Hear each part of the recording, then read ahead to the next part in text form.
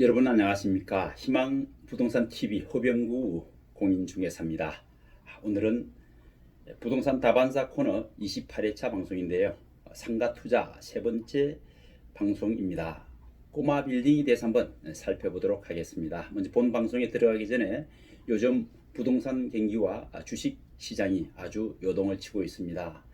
크게 폭등을 했다가 또 폭락을 하는 이런 널뛰기식 장이 이루어지는 반면에 부동산 시장은 아파트 한 채로서 큰 떼부자가 되는 이런 그동안 겪어보지 못했던 현상들이 시장에서 일어나고 있습니다. 자, 이럴 때일수록 심기일전해서 주식이든 부동산이든 투자를 잘 해야 되겠습니다. 자, 오늘은 꼬마 빌딩에 대해서 한번 함께 살펴보겠습니다. 자, 꼬마 빌딩도 마찬가지 권리관계 부분과 시설물 상태에 관련된 부분을 두 가지 축으로 구분해 볼 수가 있겠습니다. 자, 권리관계는 가장 기본적 서류가 등기부등본이 되겠죠. 등기부등본, 토지와 건물, 또 건축물 관리대장, 토지용객 확인서, 토지대장 지적도, 이 정도의 공적 정보를 통해서 해당 빌딩, 해당 건물에 대해서 법적 관련된 부분들을 충분히 확인해 볼 수가 있습니다. 먼저 등기부등본은 뭡니까? 소유권 관계 또는 소유권 이외의 관계를 확인해 볼 때 필요한 서류가 등기부등본, 토지와 건물입니다. 토지와 건물이 소유자가 각각 별도로 토지 건물이 갑이라면 건물 주인은 을이 될 수 있는 이런 경우도 있고 여러 가지 상황이 전개될 수도 있는데요.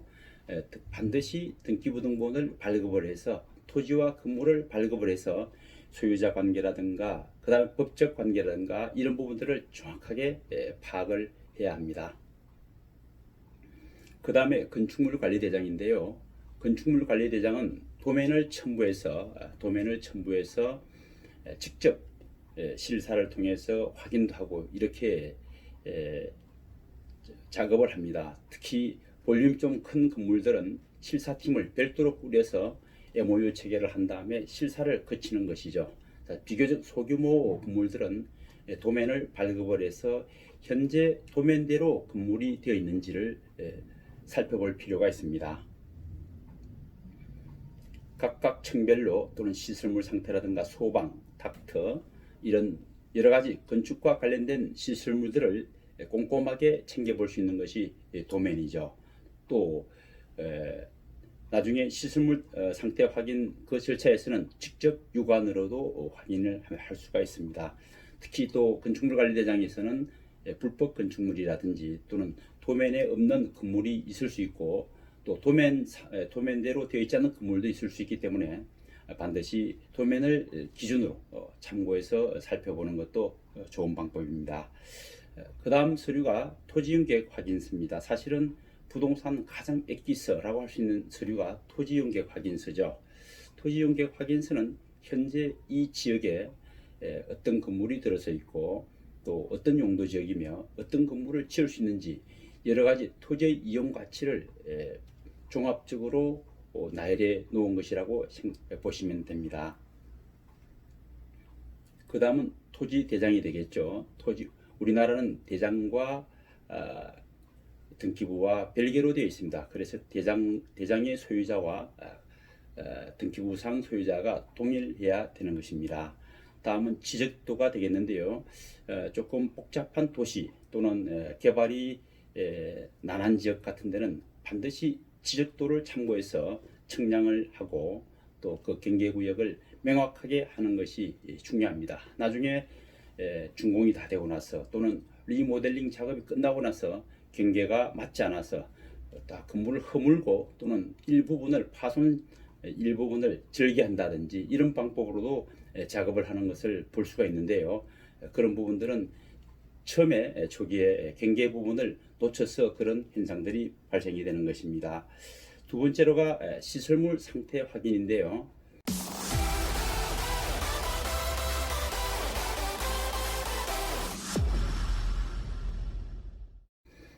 보통 매매 근무를 우리가 이렇게 현장 임장 활동을 한다면 주로 눈으로 확인하는 것이죠. 지하 1층부터 해서 옥상까지 일일이 계단을 오르면서 건물을 보고 시설물 상태를 합니다. 예를 들어서 지금 현재 매매 시점에서 시설물 상태가 아주 노후화되어 있으면 매입 후에 각종 시설물 보수 비용이 많이 들어가겠죠. 그래서 눈으로 점검하는 이 부분들도 상당히 중요합니다. 그래서 첫 번째 권리관계 확인과 시설물 상태 확인, 이 절차를 꼼꼼하게 챙겨보고, 자, 오늘의 하이라이트, 다시 말해서 키워드라고 할 수 있는 최유효용의 관점에서 관찰할 수 있어야 됩니다. 관찰이라고 하는 것은 사물이나 현상을 주의 깊게 조직적으로 파악하는 행위를 우리는 관찰, 이렇게 표현하는데요. 상당히 중요한 용어입니다. 그 건물을 정말로 잘 관찰할 수 있는 능력을 가졌다면 그 사람은 부동산 투자하는 데 있어서 실패할 확률이 거의 없다고 해도 과언이 아닐 것입니다.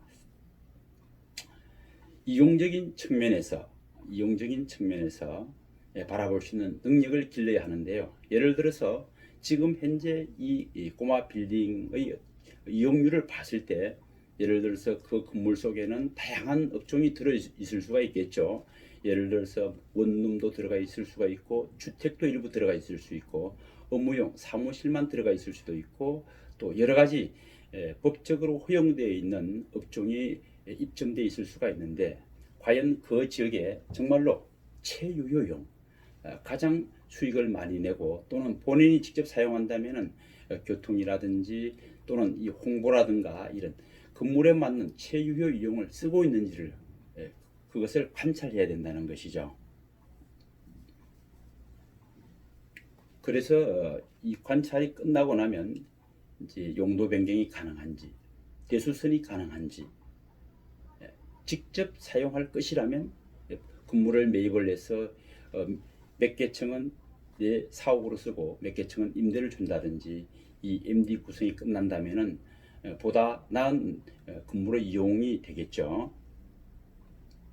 만약에 수익형 부동산으로 운영을 한다면은 교통이라든가 이런 부분들도 꼼꼼하게 챙겨봐야 되겠죠. 왜냐하면은 월세를 받고 세를 넣는 입장에서 그 건물의 위치와 또 이용 가치는 상당한 많은 비중을 차지합니다. 그래서 구조라든지 또는 위치라든가 입지 조건, 주차 관계 또는 화재라든가 이런 부분들도 충분히 감안해서 결정을 내려야 되는 것이죠. 다음에 이제 가격 부분의 접근인데요. 통상 탁상 감정이라고 하는데, 탁상 감정을 해보면 그 건물의 가격을 어느 정도 어바웃를 알 수가 있습니다. 그래서 예를 들어서 50억 나와 있는 꼬마 빌딩을 일단 가격 접근을 해야 하는데, 알 수 있는 방법이 그렇게 많지 않습니다. 많지 않기 때문에 다양한 채널로 이용하되 탁상 감정을 해서 가격을 유추해 보면 어느 정도 가격을 접근할 수가 있습니다. 마지막으로 이제 타당성 검토 후에 최종 결정인데요.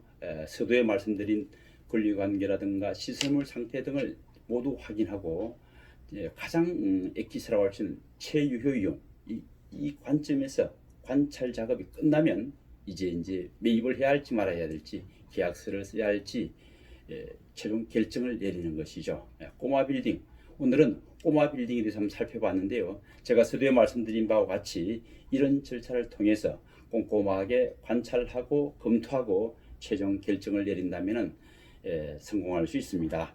자, 다음 시간은 구분 상가에 대해서 한번 살펴보겠습니다.